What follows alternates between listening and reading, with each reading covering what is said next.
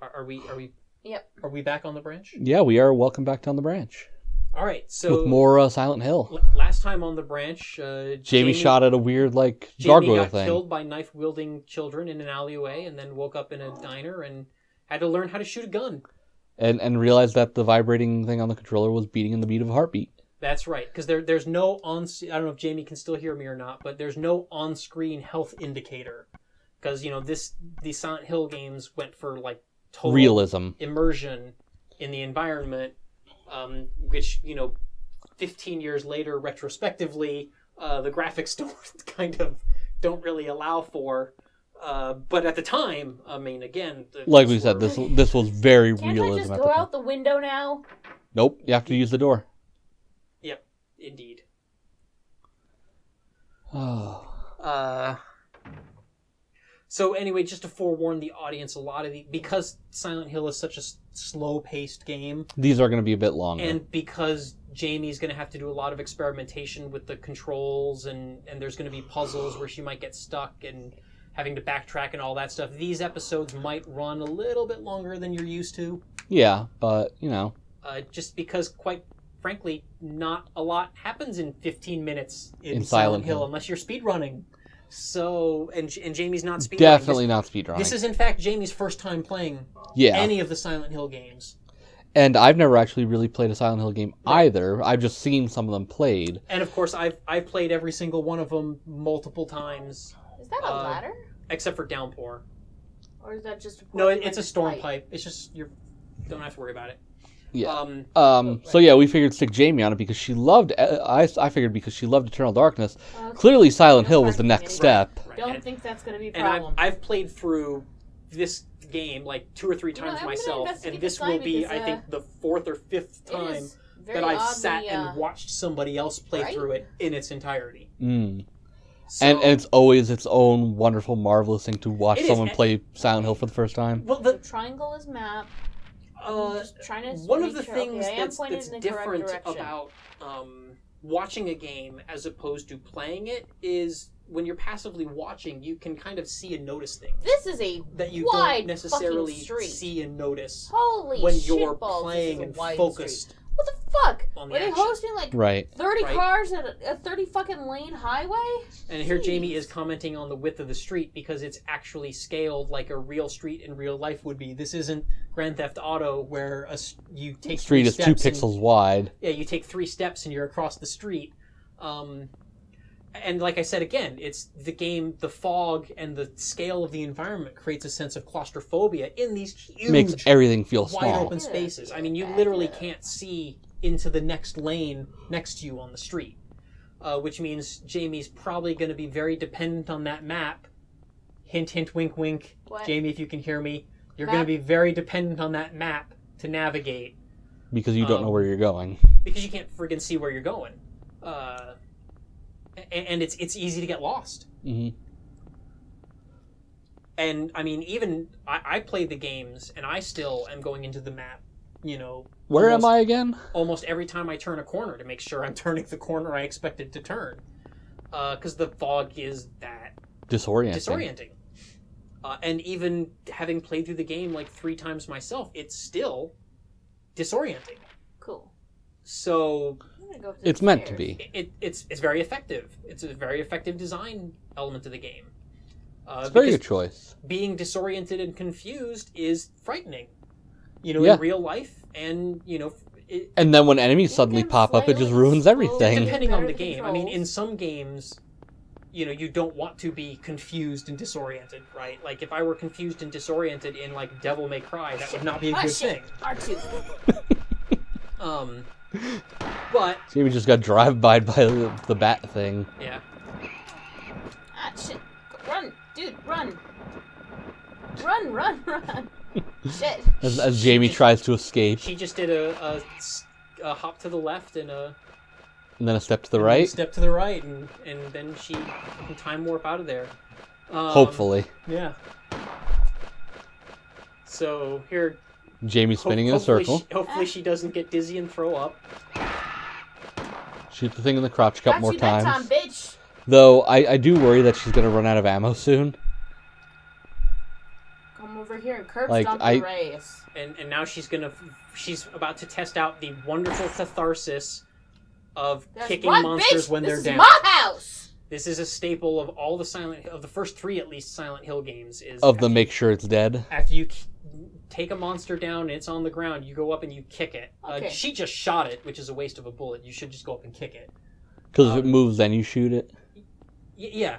You know what, though? To be honest, I'm not sure if they get back up again. I don't think they actually do. What happens is the radio makes a staticky sound whenever there are monsters near. Mm-hmm. So if you don't kill it and finish it off, the radio still makes static as if there's more monsters present. Ah. So I don't think they ever get back up again, but you just end up with that fear that there's more around when maybe there isn't. So was that, when we were talking about doing all this whole Halloween thing and all that for this session, was it Resident Evil that you were talking about that they did a remake for? That they had like the like they did a remake of it and the monsters like regened in the area and... Oh yes. That was Resident Evil? Yeah, so there was a remake of the original Resident Evil on the GameCube, which I never had a GameCube, so I didn't get to play it at the time. I played it... Why can't I use it? You have to... You go into the inventory, and then you select it and press the use button. See in the top right corner, there's the use. Which is the select button? So you select, you highlight the item. Okay. And then you press X, and then you select use from the list of available commands. Yeah. And that's how you also reload weapons and stuff like that. You would highlight the gun or the ammunition and then select reload. And if you want to equip a new weapon, you highlight the weapon and then select the equip command. Okay. All right. My issue is just remembering that it's the X button. Well, yeah. Are you used to Japan games where you press circle to confirm?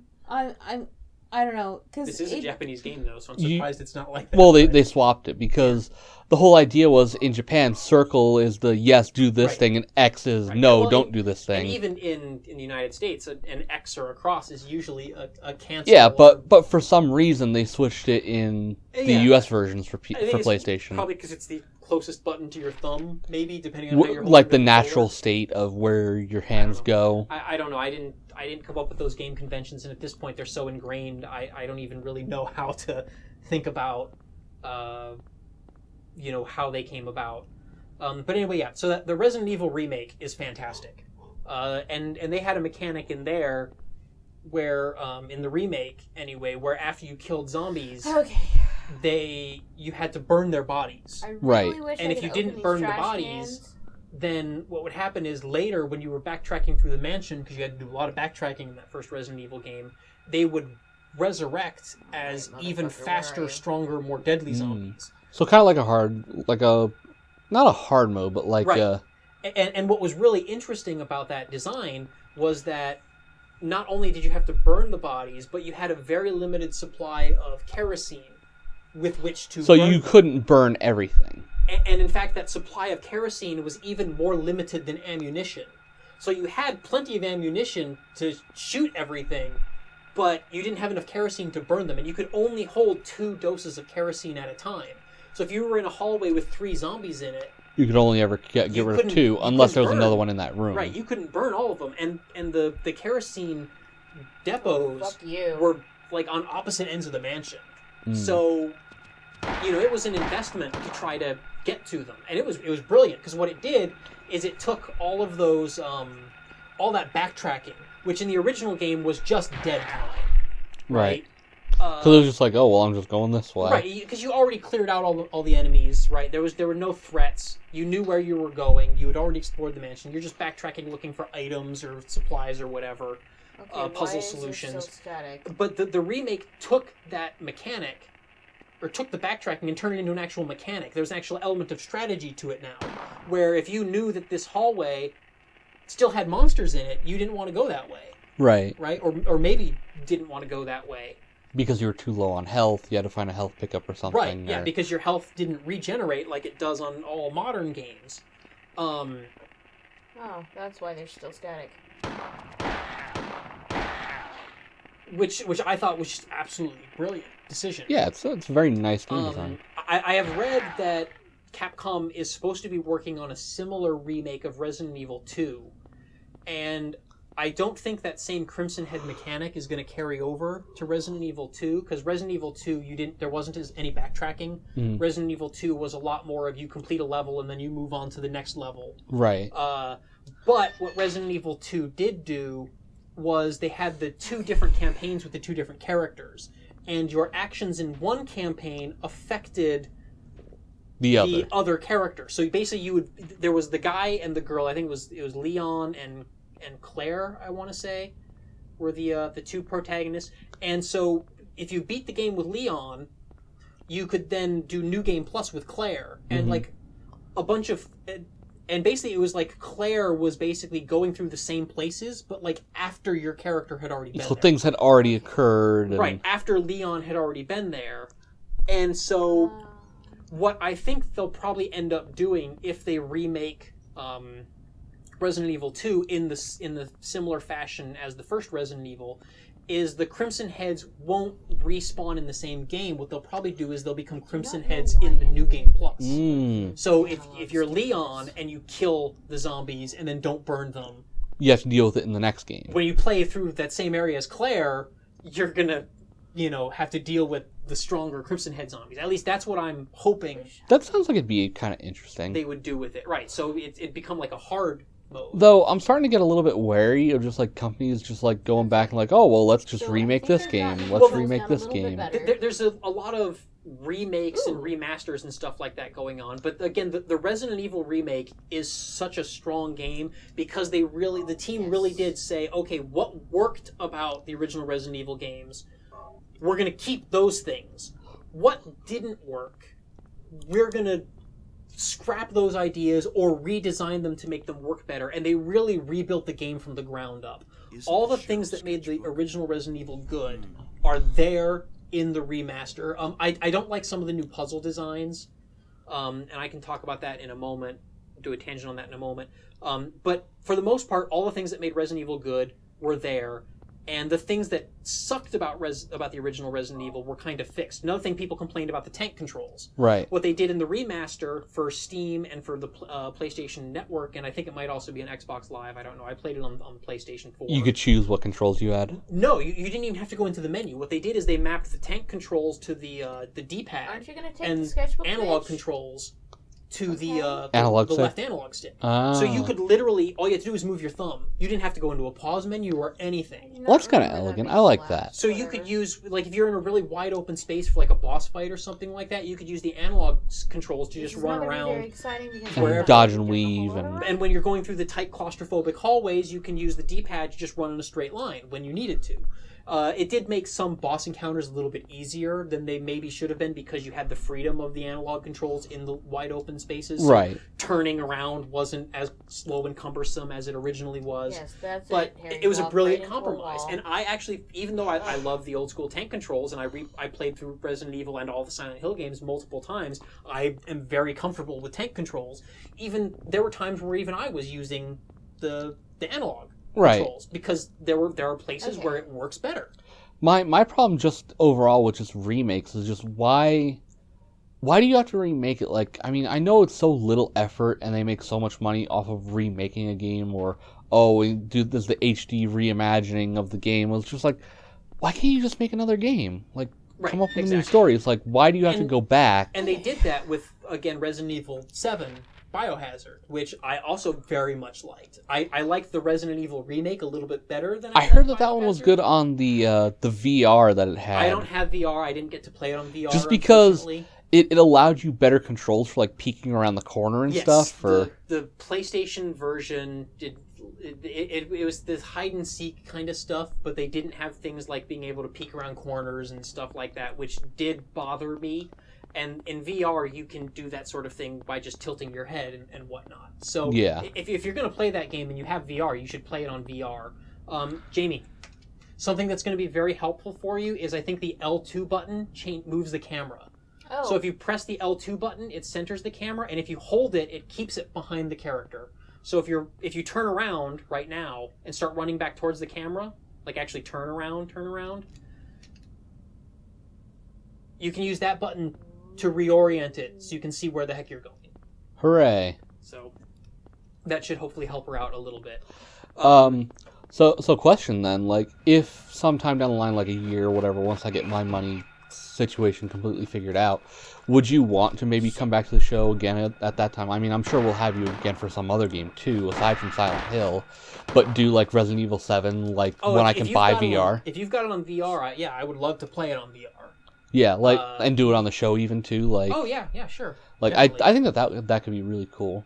I mean, if I'm the one playing, obviously I've already played the game, I've already beaten it, so... Yeah, but it'd still be an interesting kind of like thing. You let her, I'd play it, and just, it'll be my first Resident Evil game, and that'll be a real treat. And of course, assuming that the VR doesn't make me motion sick and I don't throw up all over the place, yeah, sure, because I haven't played VR at all. We can just keep a puke bucket ready. Yeah, exactly. So I don't know how that's going to affect me. I played it briefly at a friend's house. They had like some like first-person shootery kind of game. And I did feel a tiny bit nauseous.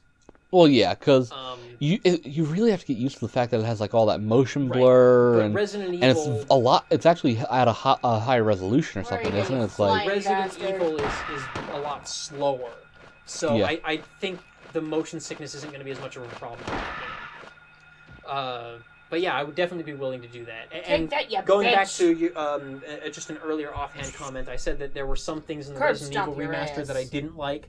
The one thing in particular was they redesigned one puzzle in a way that like I really hate. Mm-hmm. So in the original game, there was this puzzle. It was the portrait gallery puzzle, where you go into this room and it's got a bunch of portraits of the owner of the mansion. Oh, right. I remember you sort of mentioning this. Yeah, and the puzzle was really simple. All you had to do was push up the button underneath each of the pictures in, like, ascending order of the guy's age. Like, there's a baby picture and then a picture of him as a kid as and a the teenager, teens. and as an old man and so forth. And all you had to do was put him in the right order. And if you failed, then a bunch of ravens came out from the ceiling. And then you had to deal with enemies. And pecked you to death. And what they did in the remake is they put in this thing where they're like stained glass pictures, and you like change the color of the light behind them into like a certain pattern, and like it was more gamey. It seems much more arbitrary. What I liked about the original design of the Spencer Mansion in Resident Evil is, even though like it had an uncanny quality to it. Like, it felt just real and believable enough. With enough little, like, eccentric, like, weirdness to it. Like, family portraits are something that would be in a person's home. Yeah, right? You're not like, and this is my glass puzzle room. Right, exactly. Whereas the remakes, some of these puzzle designs were like, oh, this is a video game puzzle now. This house clearly belongs to someone who, like, secretly has nukes under their house. I mean, the original Resident Evil Mansion still had things like the crest keys that unlocked doors, and it still had puzzles and booby traps and stuff like that in it, too. So, it wasn't, like, completely a realistic place. But like I said, it kind of straddled that line, right, where sometimes it felt very believable, and then sometimes it was like, what the hell's wrong with this place? Right? And there were a lot of subtle things that felt off about it. Whereas the newer mansion, again, like these puzzles, and that puzzle in particular, are just like...